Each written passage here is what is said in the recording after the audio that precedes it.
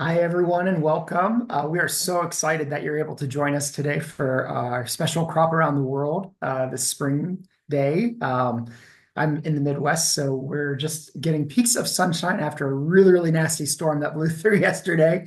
That's just kind of spring, it seems. But as you probably noticed, and there's a few of you that are doing it already, I put in the chat to tell us who you are and what Crop Hunger Walk you are with. And we would love to just say hello and see who all is with us. I've seen a lot of folks already doing that. So be sure to let us know that in the chat. And as I said in the chat, my name is Andrew Gifford. I am a community engagement manager for Church World Service. I'm based in Central Ohio, but I support walks across kind of the greater Eastern Midwest-ish, I always say, because I do Western PA and Kentucky too.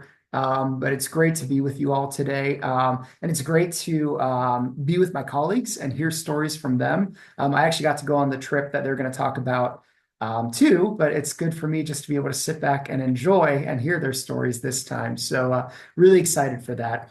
Just to let you all know, just some brief housekeeping. This meeting is going to be recorded.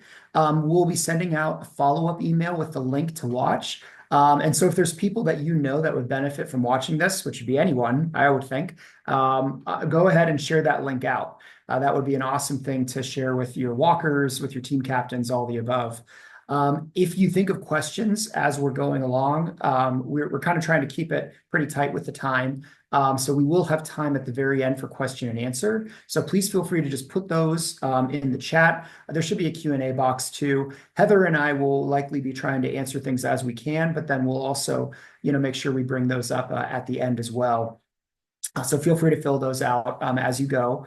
Right now, as you all likely know, we're kind of in a moment, very strange moment at Church World Service where it's all hands on deck. We are all working very hard and the work continues. As you know, there's been some challenges with funding cuts and all of that, but all of the programs that you're going to hear about today are continuing on. So today they are happening, and that is much thanks to all of you and the support that you give us every single year through the Crop Hunger Walk. There are other ways that you might support us, and we're going to share some other ways, Kevin will at the very end.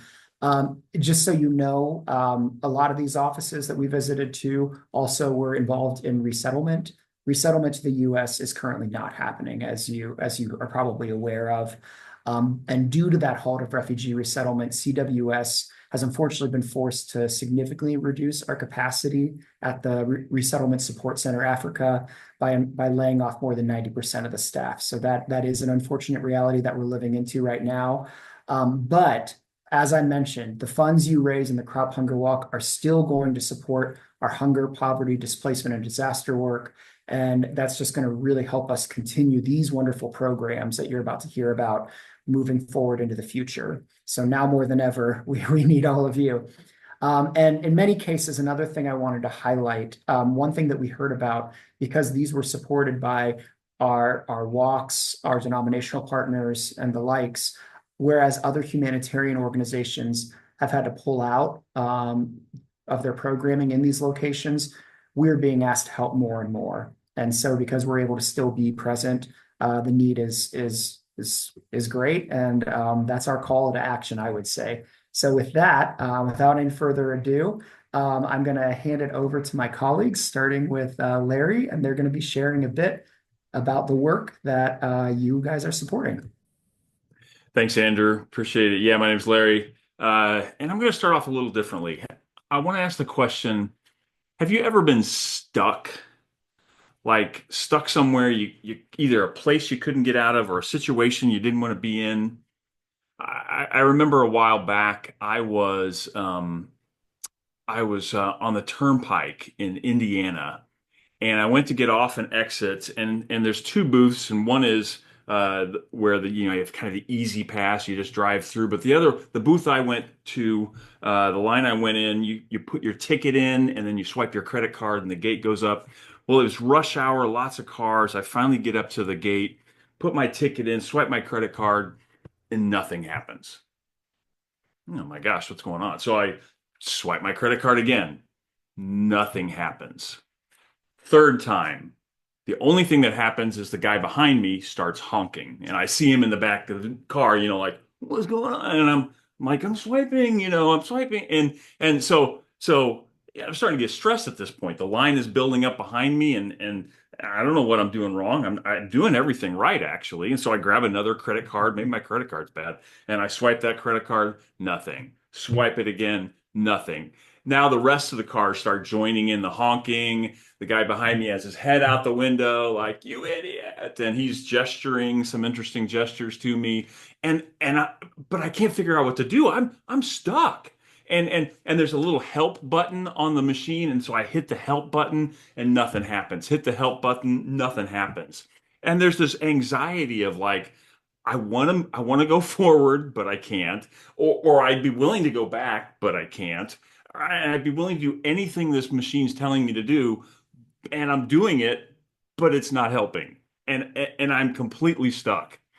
I don't know if you've ever felt this way, but stuck is a word that I really think fits with some of our folks that we work with in Africa, whether they're refugees and they've fled from their country to another country and they want to get relocated somewhere else, but they're stuck.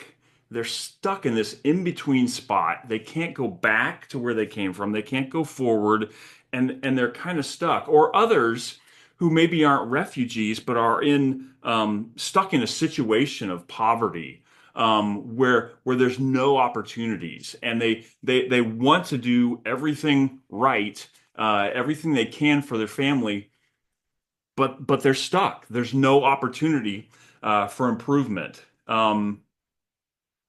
Can you imagine being stuck like that?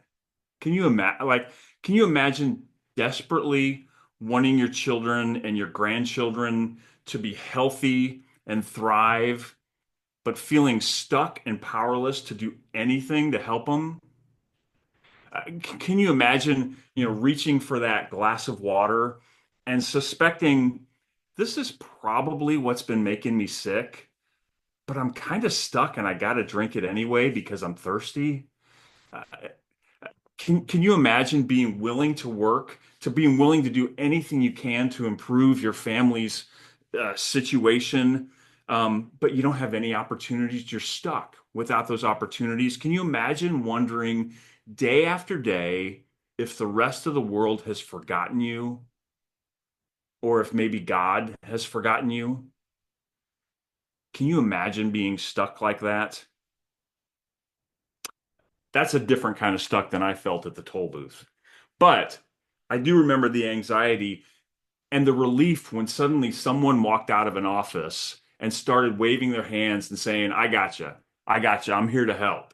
And they came over, and I thought they were just going to hit a button and the gate would go, but it took a while. It took a while for things to get worked. But as soon as that person was there to help, I felt this sense of relief of like, eventually this is going to get worked out.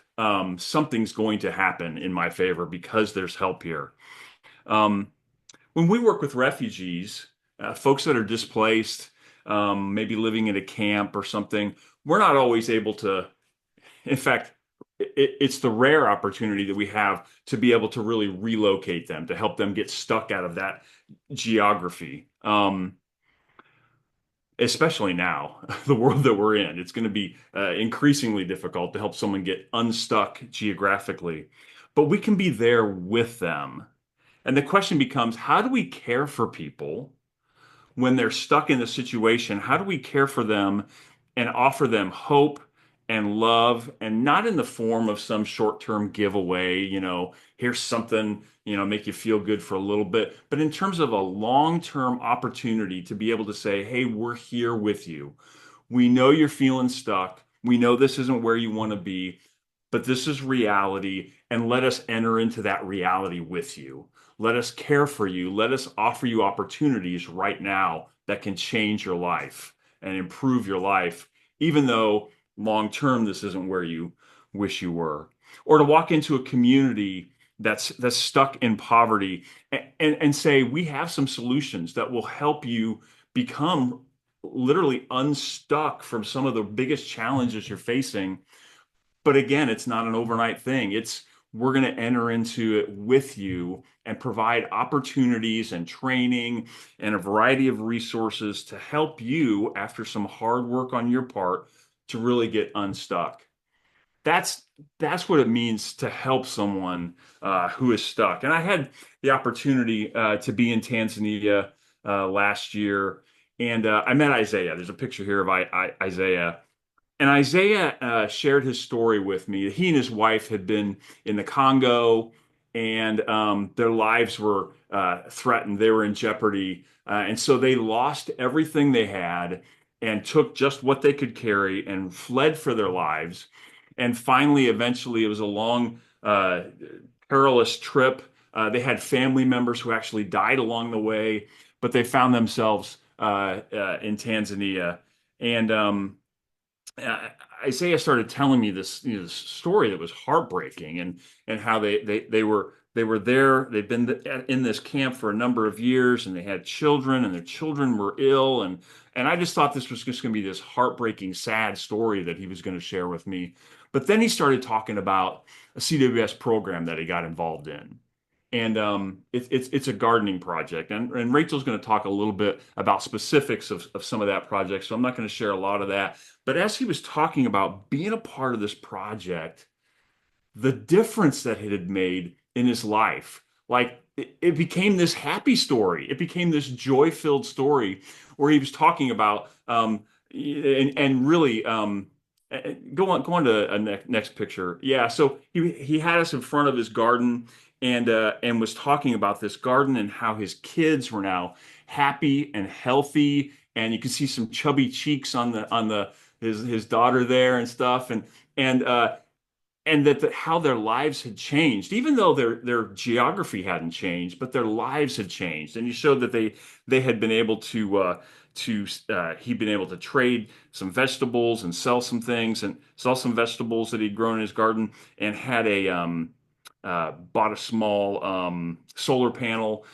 so they could have power. So now he's like, we have lights on in the night, we have a light on in the house, and he talked about, really the thing that stood out to me. He talked about joy, purpose, and just had this pride and look at what I'm a part of now. And I heard his story, and I was just overwhelmed with just thankfulness that I got to be a part of this a little bit, just a little piece, but I got to be a part of this guy's story and bringing joy and purpose and happiness to him and to his family, and health to his family, um, in a small way. And as you hear these stories, and I think there's one more picture on there, Andrew, of the whole family. Yeah. So as you hear some of these stories, I want you to connect, if you can, that you're a part of these stories. The smiles, the excitement, the chubby cheeks, that's because of you. And so I'm just thrilled that I got to be a part of this with Isaiah. But I love that we get to enter into people's lives when they're feeling stuck and they don't know where to go and they're asking for a little bit of help. They're not asking for everything, but just a little bit of help. And we're able to enter in and make a significant difference in a powerful way. So that's what I wanted to share. I'm really excited for the other things that are going to be shared. And I'm going to turn it over to someone who is a super good friend of mine, Rachel, and she's going to share about her experience. Thanks, Larry. I, as well as the theme of this webinar, was able to travel to visit Church World Service programs and spent majority of the time in Tanzania and a little bit of time in Kenya, which you'll hear my colleagues Patty and Kevin talk a little bit more about our work in Kenya afterwards. But I just wanted to start by kind of painting the picture of how captivating the people and the country and just how beautiful this place really is. I was blown away by the gratitude that the program participants showed and just really feel an obligation today to pass that gratitude on to you all and to let you know how humbled I think our entire team felt that was on this trip to be representing and receiving the gratitude and hearing the stories of how much their lives have changed for the better by just that simple helping hand and opportunity for long-term stability. I also have a map here of Tanzania. So I was not extremely familiar going into this trip. Some of you may also be in that boat. So Tanzania is on the east part of the African continent. And as you can see on the western part of the country of Tanzania, there's a couple spots you'll see Kigoma and Kasulu. And those are right on the border there of the Democratic Republic of Congo and Burundi, and closer to Rwanda as well. So as Larry shared some of those stories about the refugees that he met, I was a part of on the group with Larry and wanted to share a little bit about some of our programs there and a little bit about some of our other food security programs in the villages nearby the refugee camp. So as you can see, Kigoma and Kasulu are right on the border there, which makes a lot of sense. Next slide here. When you learn that vast majority of the individuals in Nyarugusu refugee camp come from the Democratic Republic of Congo and Burundi, which are countries that have, especially in the past few months, seen a lot of increase in war and violence and instability in their countries. So these individuals are families that or individuals that are fleeing this violence and coming, hoping to find a more safe and secure place for their children, for themselves, for maybe their parents as well.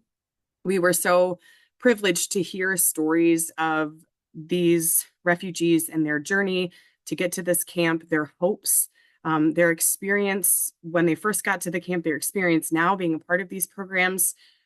Church World Service does have resettlement support, which, as Andrew mentioned at the beginning, that is no longer happening. We learned on this trip that in the entire world, less than 1% of refugees worldwide are resettled to a different country. And traditionally, the United States has been the country that resettles the most refugees in the world.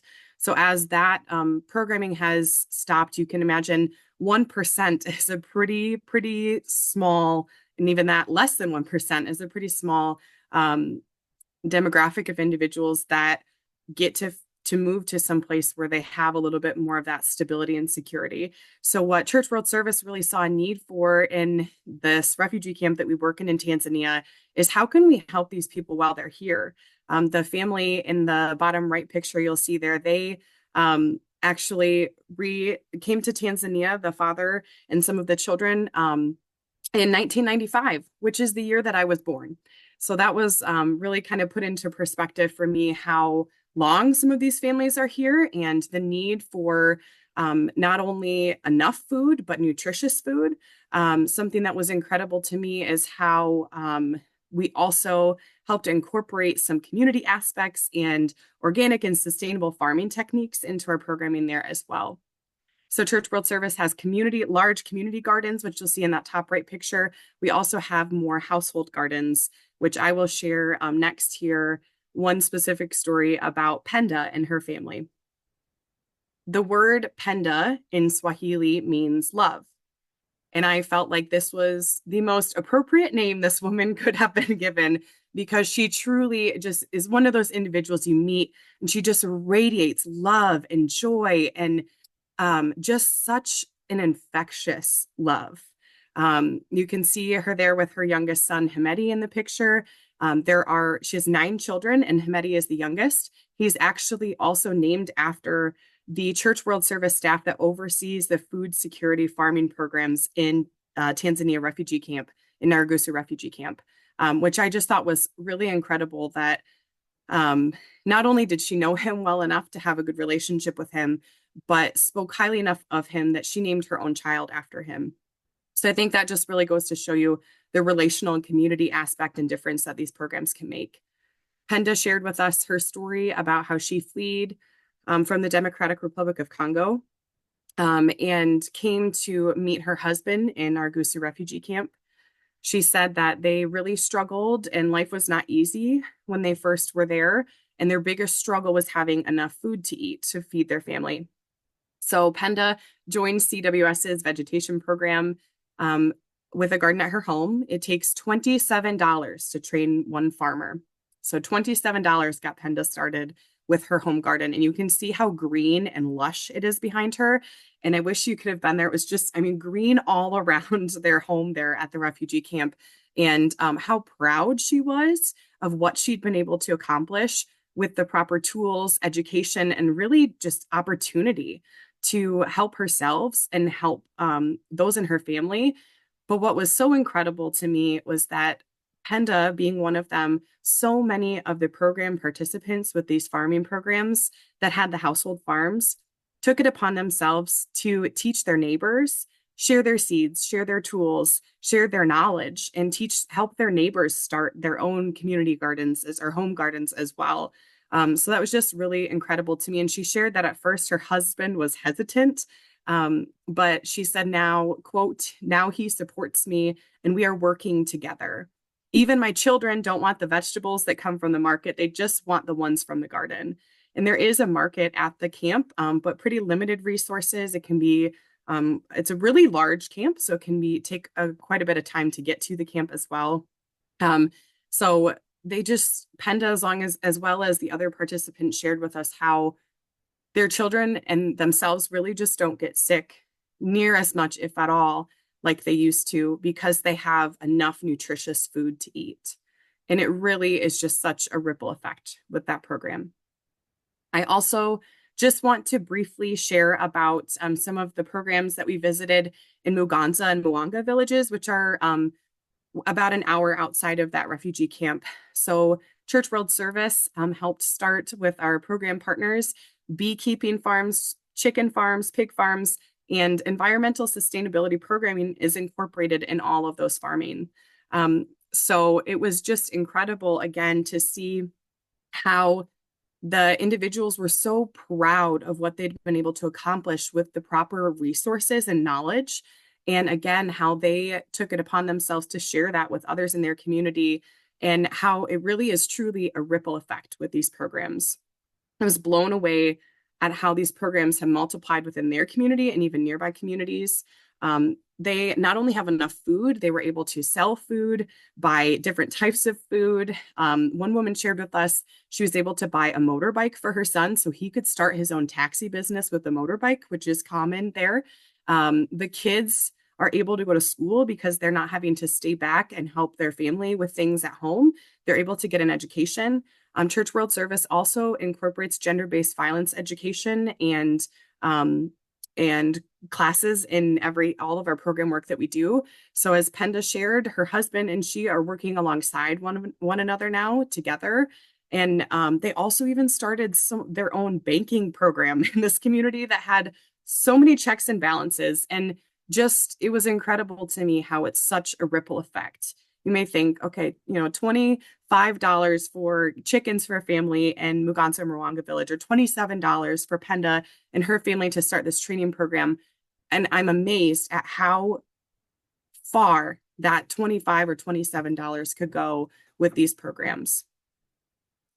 And I just want to, again, reiterate and share some of the faces of the individuals that we were privileged to meet. The woman in the purple dress in the top left there, she read this incredible report to us that was translated, several pages of report. And she ended her report by saying, "We want to convey our sincere thanks to CWS for all your assistance, for the projects you have brought us are many. We want to thank God for all the blessings we get from CWS." I was amazed at how the individuals we met weren't asking us to do more for them, but to expand our programs to nearby communities and to help others in their community the ways that they have been helped themselves, because it's been so transformative for them. The humility and the gratitude of all of the individuals that we met in our time in Tanzania and Kenya as well was truly just mind-blowing, and just felt so humbled to be there on behalf of Church World Service representing this work. And again, just feel such an obligation to relay that gratitude to you all. So in a minute, I'll pass it on to my colleague, Patty. But as we're continuing on with our webinar today, and as you leave here today, I just want to leave you with one question. And that is, why do you walk? What is it about these programs that really matters to you? Why do you care about fighting hunger and poverty? What is it that moves you to help those in needs? And to really just keep that as your focus if you're a spring walk, as you're in the depths, in the heart of spring walk season, or as you're moving into preparing and planning for your fall walk. Just remember your why, and remember some of these faces and these stories as just really witness to that your funds and your support really do make a difference, and it really does matter, and it changes entire communities for the better. So Larry actually shared this quote, which I didn't think too much about this when I put this in here. But after that really long report, he, on behalf of our team, shared with all of the individuals in that village. He said, "While we do not share the same language, we share the same heart. We believe there is enough for all, and together we can make that a reality." So thank you for helping us make that a reality. And I want to pass it off to my colleague, Patty, who will talk more about some of our programs and food security programs in Kenya and the areas that she and her team visited. Hi, everyone. My name's Patty. Thanks, Rachel and Larry, for sharing about Tanzania. While they were in Tanzania, I was in Kenya with Kevin and with Heather and other CWS staff. And you can see here, this is a map of Kenya. We started in Nairobi and went east to an area called Kitui County. And then down on the coast, you can see the town of Malindi. We actually went all the way there. And then around that area, you can see the river Tana River here. That is also an area that we will talk about. So next slide, Andrew. So I'm going to talk to you today specifically about village savings and loans associations, self-help groups, and other resilience building projects that we saw while we were in Kenya. And in this part of the world, access to clean water and sustainable food sources and reliable income is an ongoing battle, specifically in rural areas. Without these resources, families struggle to put food on the table. They struggle to prepare for natural disaster and to send their kids to school. But with your generous support and CWS's help, we are able to provide some sustainable solutions to these really big problems. And those look like sand dams and beekeeping and livestock and more. And we do all this while empowering communities through self-help groups and village savings and loans associations, which from now on, I'll say SHG and VSLA, just time saver. But so VSLAs and SHGs, they're both community-led financial initiatives that help empower vulnerable populations and help families in Kenya meet really big problems with sustainable solutions. Members of both VSLAs and SHGs will contribute funds and can receive loans with very small interest. The biggest difference between the two is that VSLAs are best suited to communities where banks and other microfinance institutions are absent. Members will store their funds in a lockbox that several other members have a key to for accountability. And SHGs, they often store their funds in a bank account, and they can receive loans from banks to expand their capacity, and they're thus better suited to areas that have banking support. And here is a picture. You can see this is actually a picture that Kevin shared. You can see a box, lockbox for a VSLA here. And then this woman in this SHG photo is holding up a certificate showing that they are certified SHG. Andrew, we can. Now we'll talk a little bit about the impact of what these groups can have. Both VSLAs and SHGs improve financial access. They boost entrepreneurship. They'll enhance food security. For instance, loans from a group can enable farmers to buy seeds, tools, and other equipment, improving production, reducing hunger. They strengthen disaster resilience. They build livelihoods, encourage social cohesion. So this is actually something that I didn't expect to see when we were there, but these groups include people from all different tribes and different communities, and they come together towards a common goal. So one of the impacts of a VSLA or SHG is building community.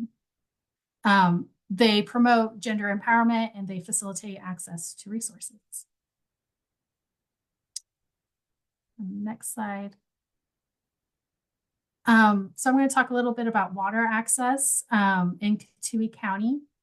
As you can imagine, without access to clean water, people will be dedicating their days to sourcing water for drinking, cleaning, bathing, cooking, etc. And here you can see an image. These people have a donkey, and thus a way to like carry a lot of water back home. But if you don't have a donkey, which most people don't, you can only carry so much back. And so you have to choose what you're going to use your water for that day. And a lot of times something like sanitation will take a back seat in favor of drinking water or cooking. And so disease will become more prevalent because you can't wash your hands, you can't bathe. Also, typically women are the ones who are sourcing the water. And sometimes the walk can be up to 10 kilometers in Katui County. And while they're walking, the eldest daughters will end up staying home with the younger children, often having to skip school to watch these kids. And so water access can really have a huge impact disproportionately on women. But there is a solution in Katui County. We can move on to sand dams.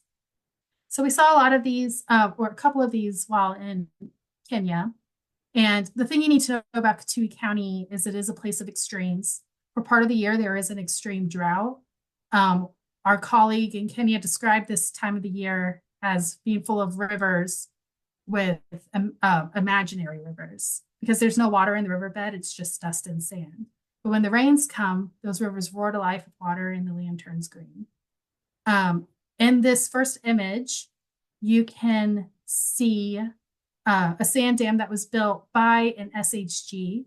It is only 4 months old, so it's nice, and you can kind of see how white the concrete is here. But the way it works is that it's designed to be high enough to allow sand to accumulate behind it, but not so high that it's blocking water flow.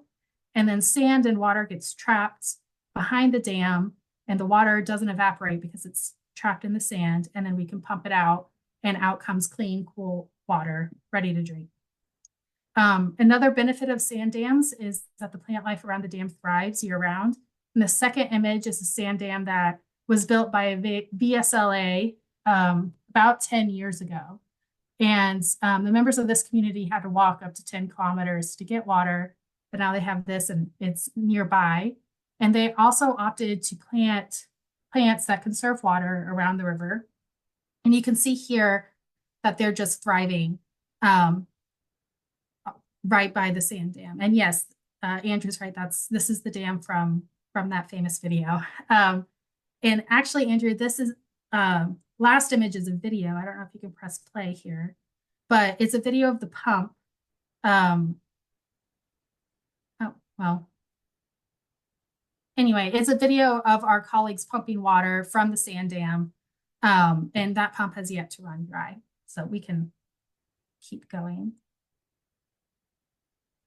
Now I'm going to move on to talking about bees. We've already mentioned beehives. And I saw somebody ask a question about whether or not beehives can be are lifted up. These particular beehives are not, but we did see that in Kenya. And the reasons why you can lift them up in the trees is it keeps them above floodwaters and keeps bees safe. But this particular group of beehives, there are actually 40 hives inside that hut behind those women. And we could hear the buzzing from where we were standing. We did not go inside, but it was pretty incredible just to hear the buzzing. And the women in front are all part of the Young Mothers Apiary in Eastern Kenya. There are 20 members of this group, and one of them, her name is Edna. She's a mother of four, 27 years old, and she shared with us that life has become so simple because of these hives. She said they are now self-reliant. They don't have to rely on their husbands for being the sole source of income, and they're able to send their kids to school. There are 3 harvests in a year from these hives. And when we were there, they had just done a harvest. They were able to sell honey for 30,000 shillings, which is about $250. The mothers shared that they pray that these hives will continue so that their children don't have to go back to how life was before. Next slide. This is another image from a different beehive, but I wanted to share it because here you can see a couple of young women giving us a demonstration on how they care for their hives and how they get the honey. Bees and honey are particularly good crops for young people and for women because you don't have to go far from home. And just as a bonus, beehives are great for the environment. We can move to the last section I'm going to talk about. So there's not a one-size-fits-all solution, which is why it's so important for development projects to be community-based. And an excellent example of this is in Tana River, Kenya, which is down by the coast that I showed in that map. And many Cushnites reside here. And when given the option of raising bees or goats, the women in this community specifically chose goats. And that's because their community are historically pastoralist and they have some prior expertise in raising herd animals. Additionally, the men in this community typically have multiple wives. Some will have up to 4 wives, and each wife could have 7 or 8 children. So as you can imagine, income for women in this community is incredibly important. These goats, there are now 35 in this herd, and taking a goat to market can help pay for a child to go to school. There's also some other benefits. One woman, Raba, shared with us that she herself was never able to go to school. And because of this, she only spoke her tribal language and she couldn't communicate with anyone outside of her community. But because goats gave her the opportunity to go to market and to speak to people outside of her community, she was able to learn Swahili. And now she feels like she can speak to the world. And that's all because of goats. On the next slide, this is a video as well, but I'm not sure if it'll work. But it's of a woman named Miriam, and she has 3 daughters who are all in school. One is in her final year of high school. And because of goats, she is hopeful that she'll be able to send them all to college. And this is all possible because of goats and because of her savings group. And on the next slide, I just wanted to share that while we were in Kenya, we learned that life can be hard throughout rural Kenya, but we saw in every village the hope and the life-saving changes that have been made possible by VSLAs, by SHGs, by local communities, and by you. And so I wanted to take time now, just at the end of my presentation, to say thank you. As one woman who we met, who is a member of an SHG in Tana River, put it, a good friend is the one who comes when you are in trouble. And let me tell you, you are all good friends. So good friends, I will now pass this on to Kevin, who is going to talk to you a little bit more about disaster relief in Kenya. Thanks, Patty. Appreciate it. Nice job with the stories. Rachel and Larry too. And it's interesting. I guess one general theme of what we've been talking about so far was crop hunger walk money that makes a great impact for the long term, for building sustainability into communities, so empowering families and groups and communities to take control of their situation and move forward. Now, that's one of the things I think Church World Service does really, really well. But sometimes emergency food brought on by, say, a climate incident, drought, famine, floods, something like that, has to be our appropriate response, and it has to come quickly. And Crop Hunger Walk money helps with that as well. So that's the case that we encountered when we visited the Tana River Valley region in Kenya, as Patty was pointing out where that is on the map. And this is an area we've been working in the area for the last 10 years. A lot of these sustainable development projects and such, but the last 5 years have been an incredible roller coaster of climate cycles. They've had significant drought. They've had significant floods. One year they had significant locusts. They had a incredible locust. And what we're talking about is destroying their crops, their houses, their crops are flooded away. Livestock can be flooded as well. Significant damage happening in this area. Now, in the case of Tana River, they had just had heavy rains and incredible flooding in Tana County, as well as the surrounding areas at the end of 2023. So in December, a lot of devastation was going on. And the area we were visiting had isolated, the floodwaters had isolated 8 or 9 villages in the area that were causing them to be a little island cut off from even the other towns in the area. And in February, what had happened was hunger had set in a harsh way. And as they're trying to get their lives back on track. So in February, CWS came in and set up an emergency food distribution. And I'm looking over the guests on this webinar. I'm noticing a lot of former CWS staff, and I know you've traveled all over the world.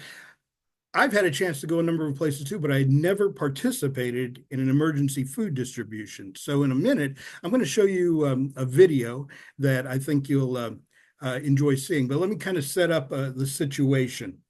Once again, Tana River area, dealing with extreme hunger, and we were going to provide emergency food for about 610 households. That's over 3,000 people in this area.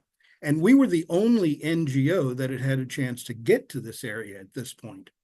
And we'll be providing, well, the video actually tells a few more explicits, but we'll be providing emergency food rations that should help families last about a month or so.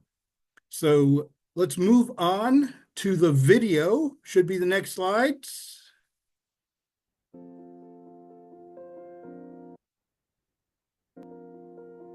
Bring up sound.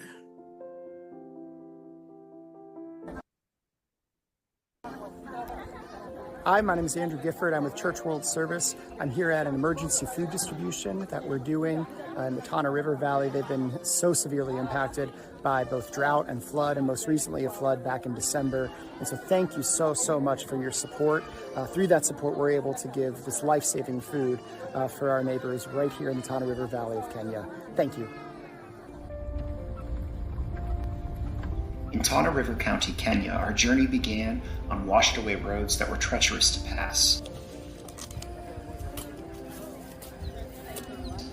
Upon arrival, food was delivered and sorted for the communities in need.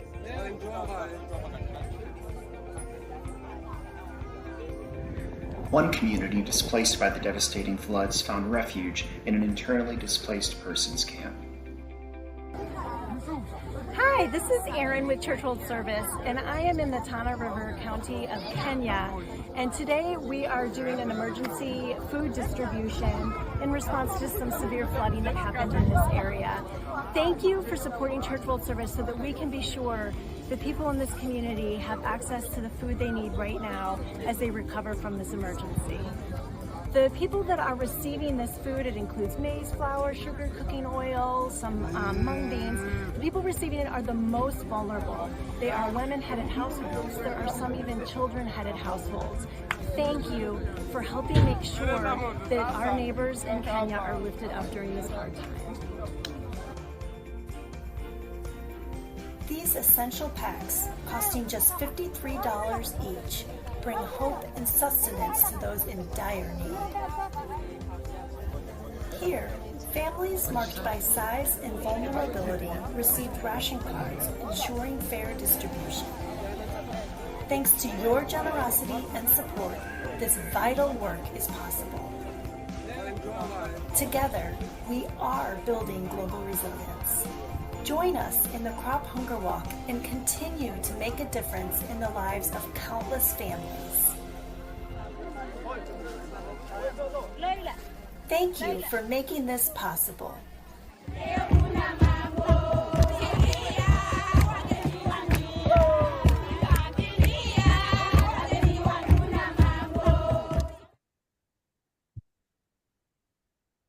Okay, I like the video. Mine had a little stop motion action going, but it just made it look more artistic. So there you go. Just a quick couple comments to follow up on. I did see one question that came through from Howard Hartman, and is CWS operational, or are we working through local partners? This was a CWS operation. You might have seen Mary Obiero in some of those video. She is the director over in that area. We have my colleagues may want to correct me, about 80 staff in that area. Over a dozen of those folks helped to do this food distribution. Our small group from the United States was there, but they didn't need to fly us from the United States just to help with this food distribution. It just was coincidental that we happened to be there on the day they were doing one. So we all pitched in, especially I know Patty and Andrew and Heather and Aaron, just jumping on everything. If you look closely at some trees behind, you'll probably see me laying down, because it was 102 degrees and those sacks of maize flour were heavy. Anyway, that's pretty much what we wanted to say about our programs in Africa now. A few closing remarks I wanted to add, and then we'll save a little time for some questions, some great questions coming in. First off, your work, and you've heard this from Andrew and from others, your work organizing the crop hunger walks is more urgent than ever. Andrew said, and I've heard Larry say, it's all hands on deck right now. We are really being asked to do even more and more as other NGOs have had to leave programs around the world, and we've been able to stay because Crop Hunger Walk funds have been able to allow us to stay. So the message is, please start now with the fundraising. Please start early in your promotion of your Crop Hunger Walks. Crop Hunger Walk website should be up now for even all the fall walks. So feel free to promote that option. And in fact, promote the online option even harder than you normally do. It's money that'll go electronically into an account. We get it right away, and it can be used by CWS right away, months before the walk even happened. So it's an opportunity for us to jump on those funds and continue these programs in an efficient way. I had a couple other things I want to make sure I mention. The website. Go back to the website. Sorry, I didn't talk about this part. The Crop Hunger Walk page, if you haven't spent any time, when you go to your walk page, remember the little tabs up at the top. It says about, resources, getting started, so on. Click that resources tab, and what you'll find is a whole many categories of promoting and recruiting and fundraising and all kinds of posters and bulletin inserts and activities for youth and price points, a variety of things you can use to help enhance the fundraising efforts of your walk. Also, we've updated a lot of these materials, so you want to take a look at them for the first time. We've got a new theme out this year. It's chickens, beans, and big dreams. So that's what we're going with this year. A lot of the programs that we actually talked about tonight would also fit into that theme. So that's my wrap up of what we're encouraging Crop Hunger Walk leaders to do. There's one other thing. I'm going to give you a special promotion. This is related to CWS, not necessarily the Crop Hunger Walk, but it's a new program we're very excited about. And even if you don't access it right now, keep it in the back of your mind. It's called a do-it-yourself fundraiser. Now, what if we gave you an opportunity to have your own website to do fundraising for CWS programs, hunger, poverty, disaster response, refugee assistance, that you could, whatever you have a passion for, you can promote and fundraise for these programs throughout the year. But you can also tag it so that it has a special meening. Maybe you want to set up your website to talk about your upcoming birthday and maybe make that birthday. Well, let me see. I saw one page. I think it was Andrew's yet again. We're talking about Andrew. He's celebrating his 40th birthday, and so he wants to support CWS work to the tune of $4,000 on his 40th birthday as a way of celebrating. But it can be any type of activity. If you're going on a cycling trip or a hiking trip and you want to say, I'm doing this and I want to support CWS's work in whatever area, water for life programs, hunger programs, refugee assistance, whatever you get excited about, you'll have your own personal little website where people can give you credit card donations and you can talk about our work and show people what they're investing in. Now, if you want to write it down and keep it handy, here's the address. Fundraising, I've got to get the address right, fundraising.cwsglobal.org. Did I get that right? Fundraise. Forget the ing. Yeah. I put it in the chat. You'll all see it in the chat.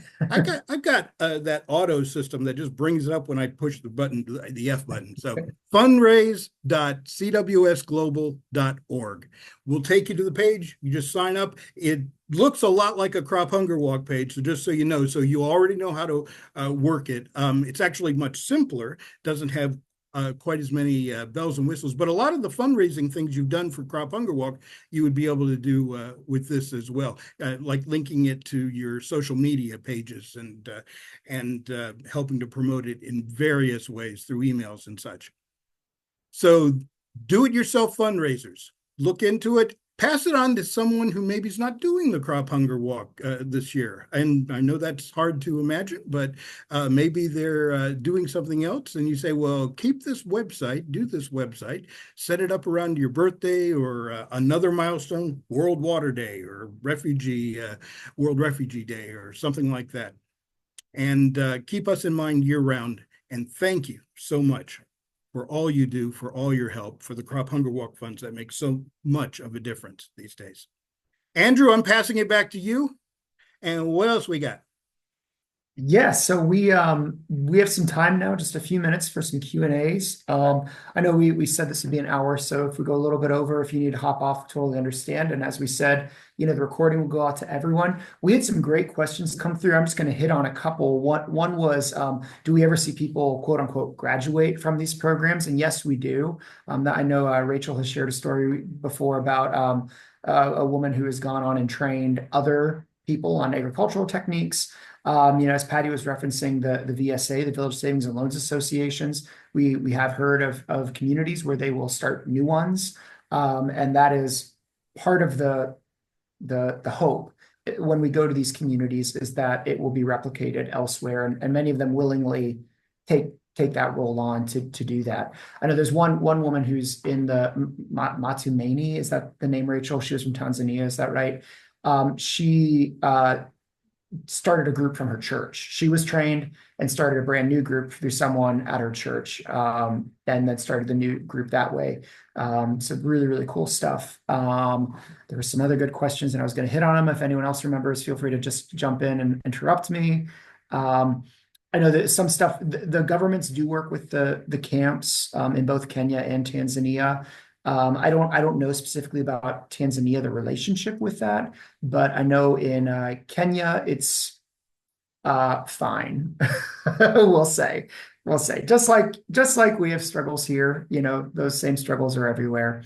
But they do help support the camps officially, so they are there because of the government, really, and then through support from other organizations too. I see one question, Andrew, that came through about how CWS works with local governments and government agencies to address some of these issues. I can speak to one specific story in Tanzania. We actually met with some local town village officers, went into their office and met with them. And so Larry and I were on that group, and they were, it really varies depending on the community that we're in. But in Tanzania, in the Kigoma Kasulu region, the government was very cooperative, very thankful for our assistance and help there. And they had shared, I believe, I think they had said that our programs were in 3 of their 50, I don't remember the term they used, but smaller kind of pocket villages in their region. And so their ask to us when we met with them was to expand our programs to all of the villages that they work with, because they'd seen how great it was working. So Larry, I don't know if you have anything more to add to that, but it really depends on the community, but we do our best to partner and collaborate. And as we say at CWS, to do in partnership, none of us could hope to do as well alone. Yeah, I would just add, some of these government officials share that they're always hesitant of like, who's this group coming in? What are they wanting to do? And they just shared, oh my goodness, now that we see what CWS is doing, yes, do it in all our communities, please. This is fabulous. So yeah, pretty good working relationship.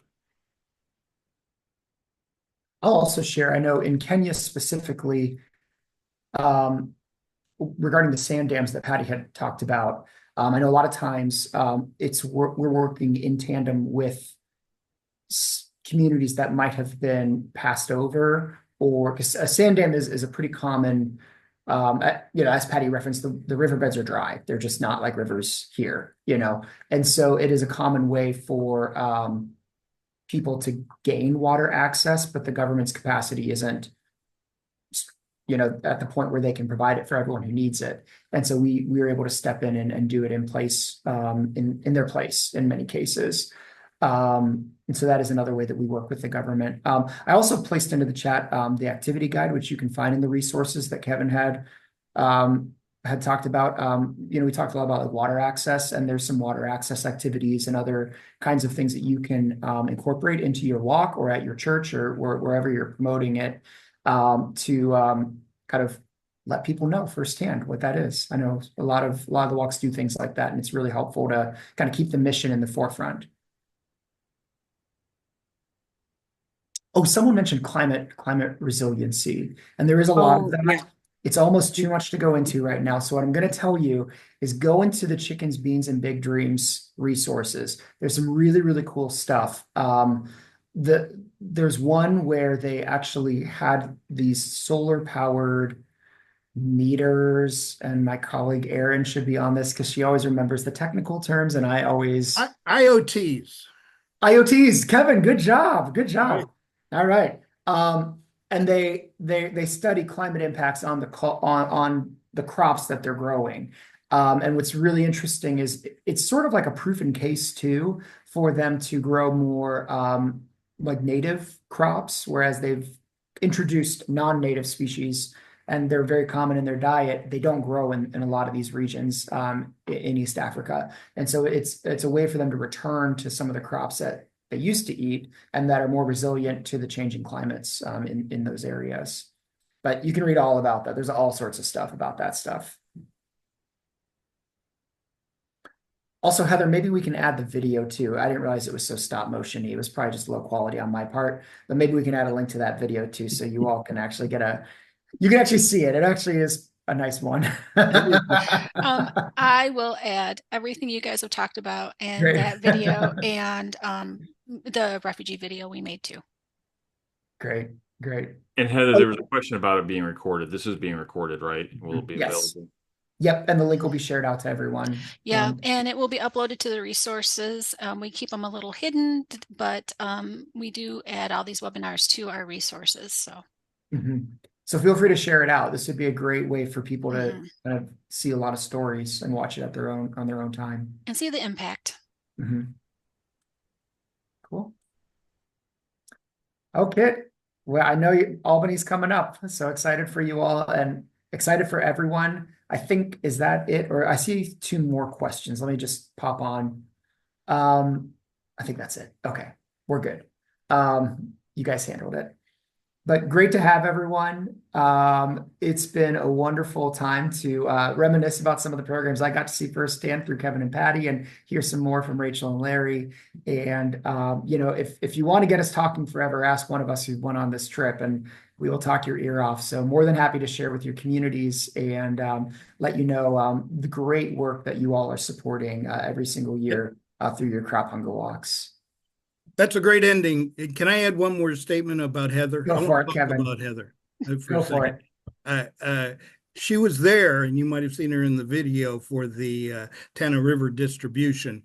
And she and Aaron were put in charge of inventory and distribution cards, where they marked off exactly what each family was getting and such, whereas the rest of us were trying just not to die from how hot it was.